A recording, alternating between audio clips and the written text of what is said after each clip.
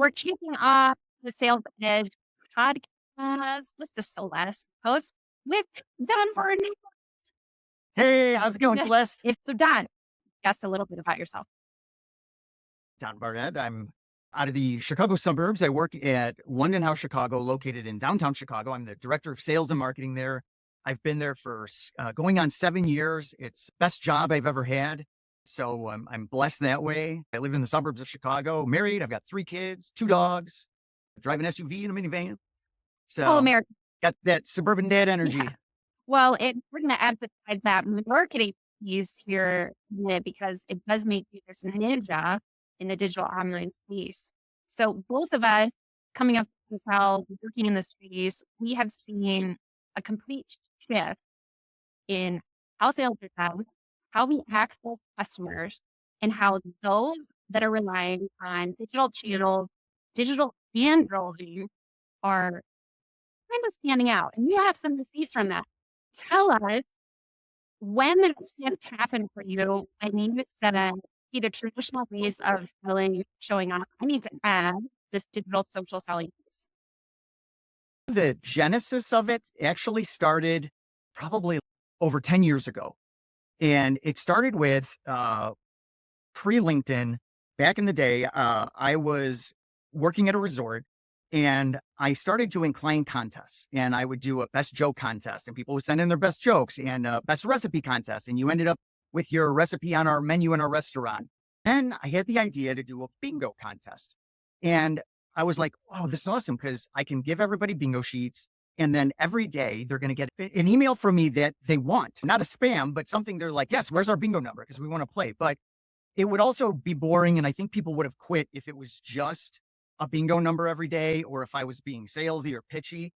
I set a standard for myself that every bingo email would tell a personal story or a funny anecdote, or it would just tell something funny. I tried to be funny in each email. I probably swing and miss half the time, but I would tell a funny story about myself, and then I would include the bingo number. It was never any promoting or pitching or anything like that. I really wanted to build my personal brand and let people get to know me, because I understood that people like to do business with people they know, people they consider friends. And that was kind of what I wanted to put out there, is like, hey, let me share what's going on in my crazy world. So I started doing that, and it started with like 150 people. And then it eventually grew to over 500 people. It kept growing and growing. And it's the first time I ever get like death threats, because people would be like, it's 3:00. Where's our bingo number? So we're coming for you. I'd have to make sure I was on top of it every day. And I'd have to come up with this content every day and tell stories about how I prank call my grandma, or stories about dating my wife, and all kinds of stuff like that. But it was wildly successful. So I got out of hotels for a while and was a business owner. When I got back into hotels a couple of years ago, I was thinking about bingo. I had dabbled in LinkedIn, and I liked the concept of using it to build my personal brand. But I started thinking about bingo again. And I was like, why couldn't I do the bingo thing, but on LinkedIn? And, and then I had to get a feel for it, because a lot of the things people were posting were, I just got a promotion, stuff like that. And it was nothing really in depth. But in the last couple of years, that's really changed. Like, people are really learning how to create valuable content. And you still get the boring stuff, I guess you could call it. But as I got more brave, I started letting my humor come through more, and learning that people want to be edutained, put that humor element and entertain, but then also educate and bring value. And again, it's not about pitching or promoting. I rarely do that. If we're having something really fun at the hotel, like a rooftop event, we did it last year. We're doing it again this year, where we invite people to bring their dogs up to the rooftop and get photos and stuff. And we did it last year, and it's sold out like immediately. So we're doing that again. So at some point there'll be a post about the rooftop event, because it's just too fun to not post about. Otherwise, I just like to provide value to people out there. And I know that karma will make it come back to me. If you're not out there doing sales blitzes, handing out candy and cookies, why would you think your customers are on LinkedIn? Says a VP of sales. Yeah, I feel like we need more advocates. I would want other hotel salespeople to use me as an example. I'm happy to help, because I've got tons of receipts that show that this works. And for example, to your point, how do we know it's working? There's tons of people that are just lurkers looking at it, but I've won business because of something I posted and they've never liked it. And I would have never even known that they were one of those 2,000 impressions that I got. But I had a guy reach out to me because I had posted something about going to see Pearl Jam. The post was like 3 weeks earlier, and he had reached out and said, "Hey, I saw your post." And I was like, he didn't like it or anything. And he was like, "We want to set up a preferred rate with you guys." And I was like, "Oh, wow, cool." I had no idea this guy had seen it, but I show up every day, putting in the reps, staying top of mind, and just providing value and touching on things that people take personally. I like to share personal things. And that guy's like, "Hey, I'm a Pearl Jam fan. I want to do business with this guy because we share the same taste in So music." what I hear you saying, the post about Pearl Jam led to a new preferred rate at your hotel. It did. Now, if only I could get a preferred rate with Pearl Jam, that Right. would be. I often hear this story of a big mammoth hospitality music company that I 75 messages to on LinkedIn 2.5 years ago. One person responded months later. That led to 5 engagements, training 200 executives at that company. It led to doing 2 trainings for internal women, like subgroup. It led to going to their conference in Vegas to present. It led to a training at their corporate office here. And just yesterday, I had a call from a team of other 6 or 7 hotels that want to put on a training, all based on how do we get our teams up and running on LinkedIn? Why do they need it? And I said, here he is. And they booked directly from my calendar. How did you hear about me? And they said that organization referred me, all from 75 messages 2.5 years ago on LinkedIn. Yeah. I guess what Everywhere. I would say is people have to get out of the mindset that you're going to post to LinkedIn or you're going to send a direct message and instantly get a sale because it doesn't work like that. And talking to people like us that know how this works, it's fun to reverse engineer it to see where the genesis, where did this all come from? For example, I booked a $40,000 group for next September of 2025. Let me show you the chain of events. Last year, I meet a guy by the name of Corey Falter, who you know well. We both post fun content and mutual admiration for what we put out into the world. We've gotten to know each other over time, and now I consider him a great friend. Corey has a webcast where he has on a guy named Nick Horgan. Mhm. I meet Nick, and now Nick and I have that same mutual admiration for our content. Then Nick invites me to the Bike Tech Mhm. conference, and I go to the Bike Tech conference. And I've also met this woman, Allison Knapp, who works in Virginia Beach. And she's also at Bytech, and we've become friends. Earlier this year, one of her clients in Virginia Beach says, "Hey, I'm having a conference in Chicago. Do you know anybody?" And she goes, "I know exactly the guy. Reach out to Don Barnett." And this woman reached out and she's like, "Allison had nothing but great things to say about you. So here's what we want." And I was like, awesome. And then I sent a dozen roses to Allison It's for the interesting referral. But, how but that's how it works. how I'm in this about the Corey Nick bro. Yesterday, we were just sharing some contact back and forth. I've been making inroads with him. Happy to share his name as well. But I met him through Corey, and I consider him a friend. We met in person this year, which was awesome to hear all this. First of all, I don't have well, when we start to look at our day, it's interesting how these small moments add up. Wasted time. This morning, I was on my way back from a doctor's appointment, and I was messaging my friends. And real time today, I spent like 45 minutes watching reels, and I wasn't working on my own business. That's wasted time. Many of us do that. But my point is when people say I don't have time or I don't know what to post, so I don't, what is your advice that novice user about getting started? First of all, one thing that makes it easier is, and I just posted about this, is if you enjoy writing, if you enjoy storytelling, if you enjoy selling, this will definitely come much easier to you. This probably isn't for everybody. If you hate writing, maybe this isn't for you. I thoroughly enjoy coming up with content and doing this. If I get a smile out of or help at least just one person, then great. It was a great day. So there's the passion part of it. Oh, what was I about to say? I'm having one of those moments where I've got like 3 points and now I forgot 2 of them. Um, there's the passion part of it. Oh my, give me 1 second and I'll remember it. We'll just edit this part Yeah, out. Tell me the question again. That'll prompt it. I'm gonna mark that. Yeah.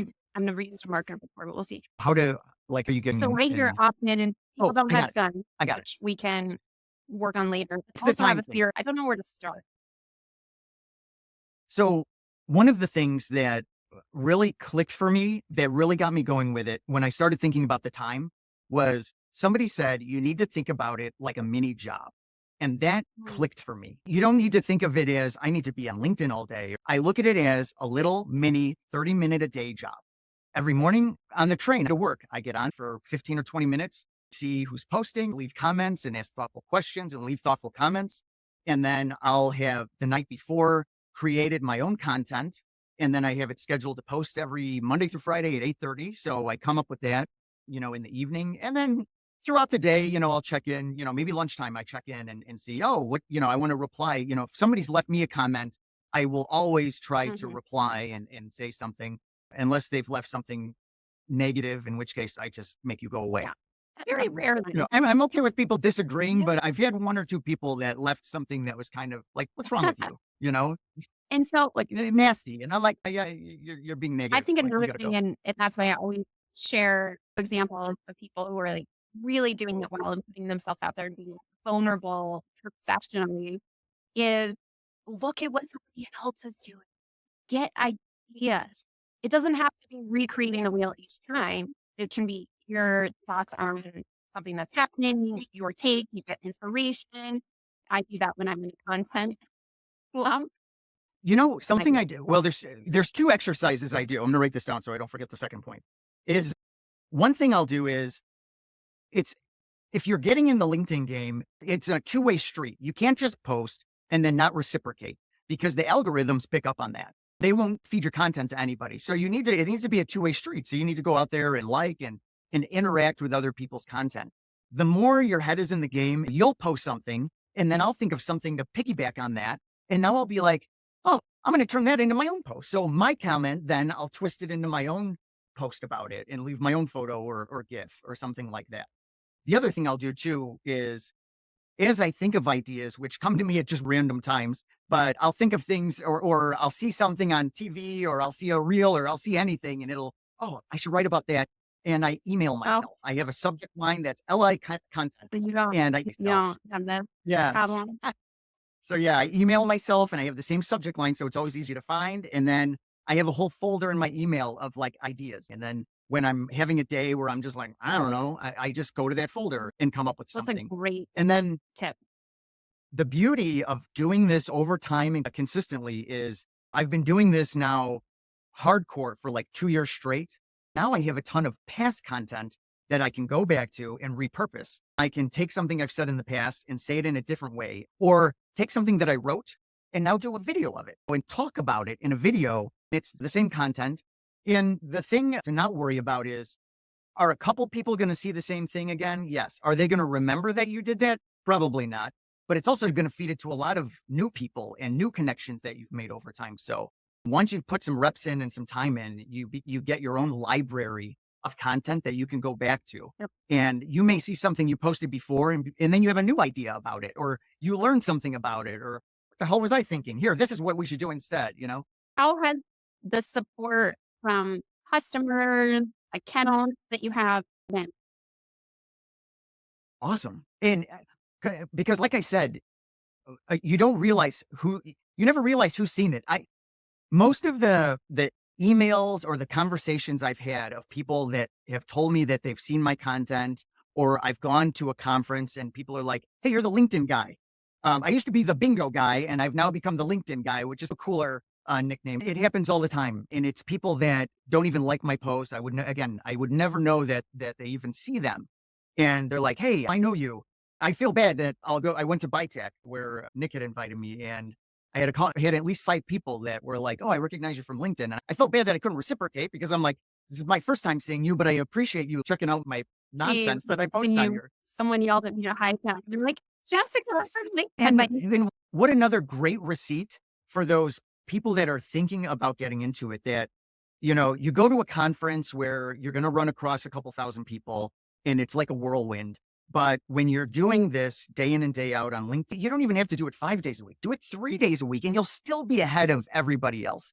Now you've got people that recognize you regularly. You get to skip a couple steps when you go to that conference because they already recognize you. You don't have to do the icebreakers and introductions because they already know you and they know about all these things you've posted about your family. And it's almost weird when I have somebody come up and they'll say something like, "Oh, how's your wife doing with blah, blah, blah?" And I'll be like, "Oh, yeah, I guess I did post about that.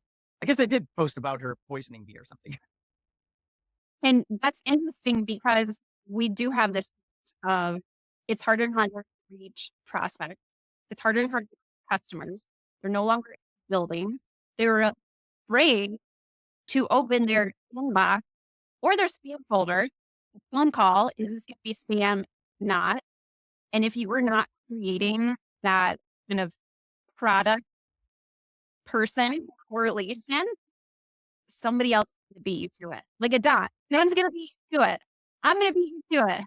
I work with Yeah. teams all the time, sellers. Like you have to look at yourself online through a prospect or a customer's eyes. If I'm pulling up your LinkedIn and it's blank, there's no banner, which PS, all of you out there with blank banners or the like cat or coffee, it doesn't tell us anything about you professional, like who you are, who you stand for, how you help. And it doesn't tie yourself into the brand you're representing. We have all this missed opportunity from a marketing standpoint, this very low lift across our team. And it is so important because of all the statistics I will get into. You probably know them better than I do from your marketing side. That's driving views, how much personal brands are driving you. So I'd love to know, how did you get the buy-in and support of upper management, C-suite, executives on what you were doing and how it's going at the receipts? I think I'm just fortunate. I have a boss who he's younger than me. He's super intelligent, very practical. He's somebody that really believes in social media. For example, we've always gone all in on social media at the hotel. We've made it a yearly goal until we became the most followed hotel in Chicago on Instagram. And now it's not even close. Yeah. You know, the next closest hotel is like 20,000 followers away because we went all in on it. He's very progressive that way and knows where people's eyes are and that people are on their phones. He understands LinkedIn and personal branding and the power of it. And then he and I have a trust. He trusts me to run the department and the messages that I'm putting out. He trusts that I'm not going to embarrass the hotel in any way. There's a trust there. And then he's just progressive Yeah. and smart. And I So think I think I'm also when fortunate. you show that return on time, those small tidbits of you getting the referral and Yeah. conversations you've had and being invited by that and that preferred program, preferred, that starts to build that connect or that through line from, okay, I see how this activity has results across all of these areas. I think one of the problems some of the C suite or even GMs or DOSs might have with LinkedIn is we're reactive. It's like, oh, we're having a bad month in 2 months. What are we going to do? LinkedIn's not going to fix that. If you haven't been on LinkedIn, if you're just jumping on LinkedIn and hoping to post about, oh, look at, we have need dates over these dates. Don't you want to come stay with us? Nobody wants that pitchy stuff. But if you've put the time in, it's a matter of trust and patience and letting people put the 6 months into a year that it's going to take. But I swear to God, once you do, it clicks and people know who you are and you get calls. Who knows how many calls I've gotten that didn't Right. even bring up Right. LinkedIn, but that's where it came There's no from. I don't know, attribution. but I also have plenty of instances where people have said, "I see you on LinkedIn," or "I love what you're doing on LinkedIn. And by the way, we'd like to set up a rate with you," or whatever the case, and other cool collaborations or opportunities to learn, things like that. Right. It Or people just just, 5 people. What do you mean London House has the highest followers on LinkedIn? Like, what are they doing? Create that yeah, curiosity of a trailblazer. And when I look across 5 million, there's probably more, but 5 million vitality users on LinkedIn, I'm saddened because there's so much opportunity for individuals to step out of that zone. And get it. I was there, a trickless seller, a BANT seller. What's your budget? It's not even thinking outside. And now we have these tools that are free. LinkedIn is free at our yeah. disposal that we're not even tapping into. I think I think people just got to get over the stigma of, oh, they're just playing around on social media. This isn't Facebook. This isn't Instagram. This is LinkedIn, where you can do similar things, but there's ways of doing it that will really move the needle. Yes. I have had to apologize to John. I'm sorry on your response because that is my idea box, like, this, oh, shoot, 5 conversations I have to keep going and don't move to a call, send them thing. I'm sending emails, I'm sending voicemails. It's deep, but I can attribute those conversations, now moving offline or seeding something for future, absolutely. And my hope that after our fellow hospitality goers watch this, they reach out to and say, "Hey, help me," right? When do I start? Because there's opportunity here and not only personally, professionally, but through the box. As we close down, we're gonna hope in March that we're able to advise back, or maybe even collab, get Corey, Nick, myself, maybe Al to do like a couple content days. But tell me, what sales myth you want to plus? Something you wish to go with. I don't know if this is a myth, but when this is very hotel kinky, as I like to say, because it's specifically for hotels. But when we're having, everybody has off months. You're not going to run 100% all the time. And when you have an off month, and I'm not slamming people on the operation side because they're, everybody is critical to the organization and important to the business. But you'll have people that when it's a slow month, all of a sudden are like, well, what is sales doing? They must not be doing anything. The myth I'd like to bust is we are always on. A slow period for us might be right around a holiday. Sure. That's when it might get a little quiet. If it's the 4th of, the 5th of July, nobody's in the office. That is going to be a slow day for sales. But just because the ballroom is sitting empty doesn't mean we're not on the phone, reaching out to clients, taking leads and working. I wish people would stop saying they must not be doing anything The thing that or we see them at lunch with somebody every day. It's like, yeah, we're taking clients and building relationships. It's not just the booking, but there's a lot of things that go into it. sure. So yeah, there's that part of it. If we're worth our salt, and we are actually doing our job, we're working even if it appears slow. Yes. Love that. Because been in that situation many years. Absolutely. I call it your sales and like your unique factor, your X factor. What is your sales edge? Wow. Okay. I could name a few. What, only one? Personality, work ethic. I think something very unique that I have that a lot of people don't is I got out of hospitality for 7 years and was part owner of a limestone fabrication business. Blah, blah, blah. So complete career 180. I got to see things from the other side and what it's like to be an owner and be in charge that way. I built up a very healthy respect for revenue and understanding that the decisions you make will have a direct impact on, people having to possibly be laid off or things like that.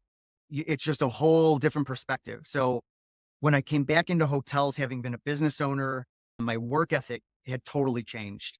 I look at things more whole now. I think about the greater good. As a leader and as a business owner, I'm always looking at the greater good, even if it does not benefit the sales department. For example, we have transient business and your reservations and revenue managers trying to get, transient business in, and we're trying to book group rooms. Sometimes it doesn't make sense to book group rooms. At our hotel, we sell out just about every weekend of the year. So it does not make sense for us to take a wedding room block with just rooms because we would be discounting just for the sake of discounting. What's the point of that? So we don't do it. And it just makes good business sense. I like to think big picture of what's best for the hotel. And I think that's being a business owner has given me an edge. And one of my favorite quotes comes from Kobe Bryant. He was at the Staples Center at the time, and Jay Williams came in and was doing a workout, and Kobe was there already working out. And Jay Williams went and he worked out for hours and left, and Kobe was still there. The next day, Jay Williams said, hey man, like, what were you doing? Like, you were there when I got there, you were there when I left. And Kobe Bryant said, I just wanted you to know that no matter what you do, I'm willing to work harder than you. And that's kind of, I have that same kind of mentality that you're not going to outwork me I love it. Well, it has been a and you're not going to pleasure. out LinkedIn me. You do not out-LinkedIn me. I love that. I appreciate you sharing everything today. This episode, you're watching it on the replay. Please follow John. I'll drop his information. But it's been a pleasure hearing about your journey on LinkedIn and the impact that you're making and how you're helping to pay that forward, pave the way for other hoteliers who may be a little bit nervous about dipping their toe in. Thanks, Celeste. I appreciate you having me on. I'm always happy to help. Love to see people join in the LinkedIn game. There's plenty of room for everybody.